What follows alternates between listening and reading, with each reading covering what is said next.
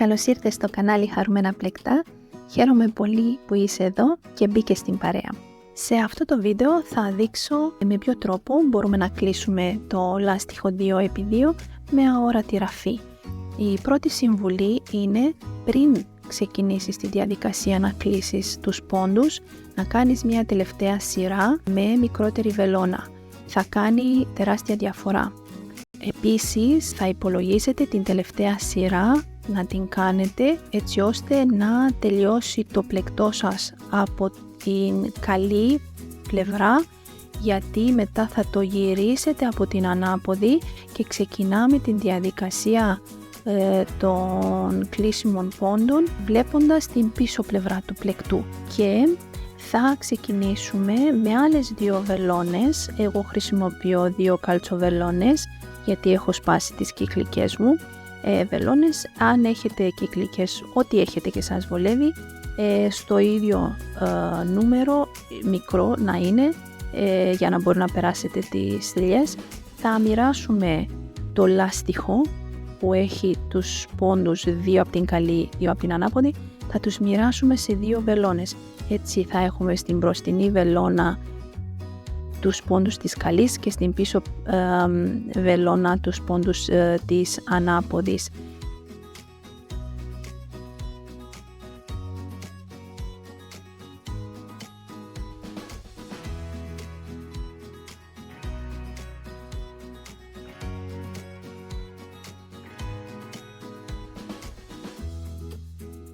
Όπως θα γυρίζουμε το πλεκτό θα δούμε ότι και από τη μια και από την άλλη πλέον στην ουσία φαίνονται οι πόντοι από την καλή, γιατί έτσι λειτουργεί το πλέξιμο.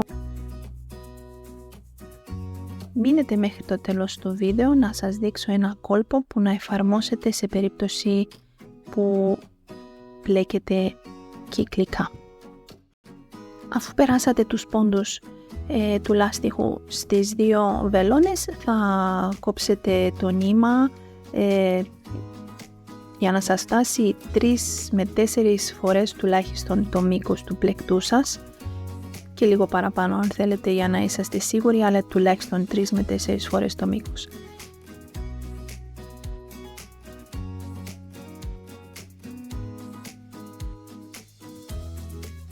Ξεκινάμε περνώντας το νήμα από την πρώτη θηλιά σαν να πλέκουμε μία ανάποδη. Κρατάμε το νήμα κάτω από τις βελόνες και πηγαίνουμε στην πίσω βελόνα και δουλεύουμε την πρώτη θηλιά περνώντας το νήμα σαν να πλέκουμε μία καλή. Και έτσι ξεκινάμε την αόρατη ραφή, είτε πλέκουμε ίσια είτε πλέκουμε κυκλικά.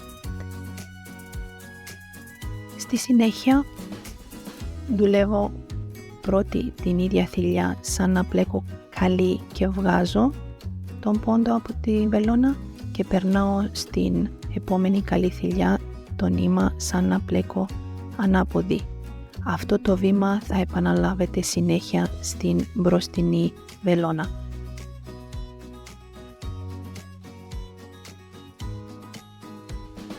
Στην πίσω βελόνα περνάω το νήμα σαν να πλέκω ανάποδη στην ανάποδη θηλιά και τη βγάζω, και την επόμενη διπλανή ανάποδη θηλιά περνάω το νήμα σαν να πλέκω μια καλή. Και επίσης αυτό το βήμα θα επαναλάβετε συνέχεια στην πίσω βελόνα. Φροντίζω πάντα να έχω το νήμα κάτω από τις βελόνες για να στρώσει καλά.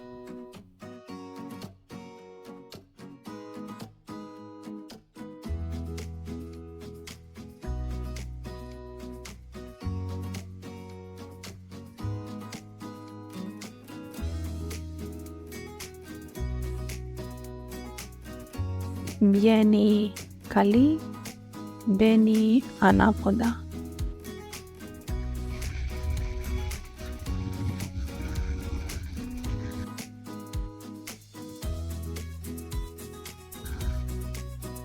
Βγαίνει ανάποδα, μπαίνει καλή.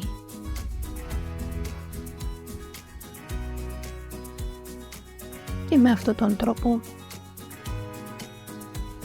κάνουμε την αόρατη ραφή.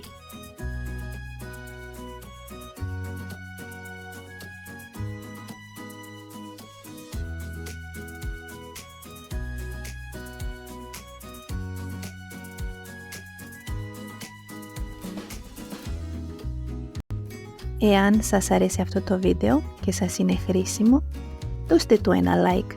Ευχαριστώ πολύ. Το εκτιμώ.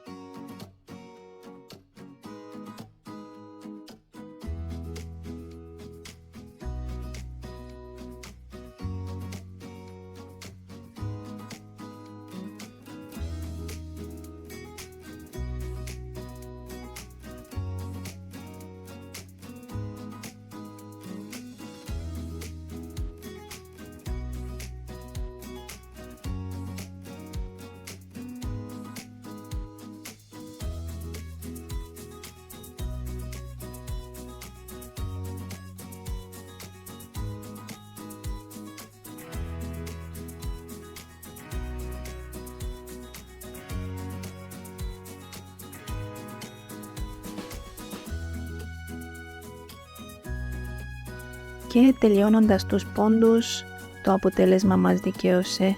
Είναι όντως μια αόρατη ραφή και από την καλή πλευρά φαίνεται φανταστικά, όπως και από την ανάποδη. Εδώ θα σας δείξω το κόλπο που εφαρμόζω όταν πλέκω κυκλικά και κλείνω το λάστιχο με αυτή τη μέθοδο. Στο πρώτο βήμα της αόρατης ραφής κλείσαμε τον πρώτο πόντο της καλής και τον πρώτο της ανάποδης με διαφορετικό τρόπο. Εκεί που έκανα αυτό το βήμα έβαλα και ένα μάρκερ πάνω σε αυτούς τους πρώτους πόντους, έτσι ώστε στο τέλος να μπορώ να ενώσω τους τελευταίους πόντους με τους πρώτους και να ολοκληρωθεί η αόρατη ραφή όταν πλέκουμε κυκλικά.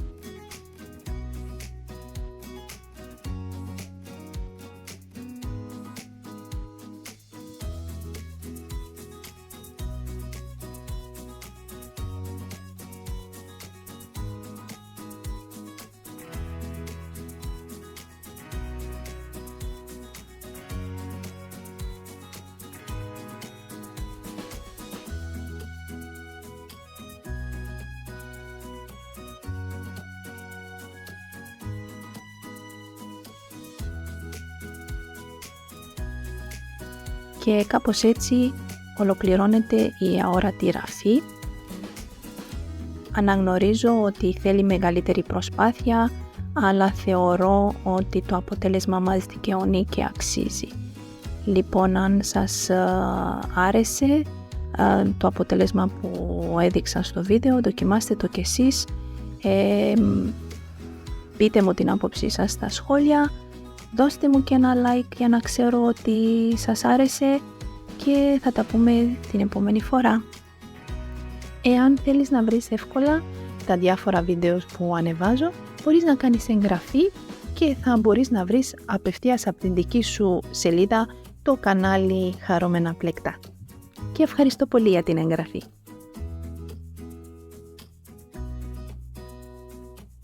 Ευχαριστώ πολύ που παρακολουθήσατε.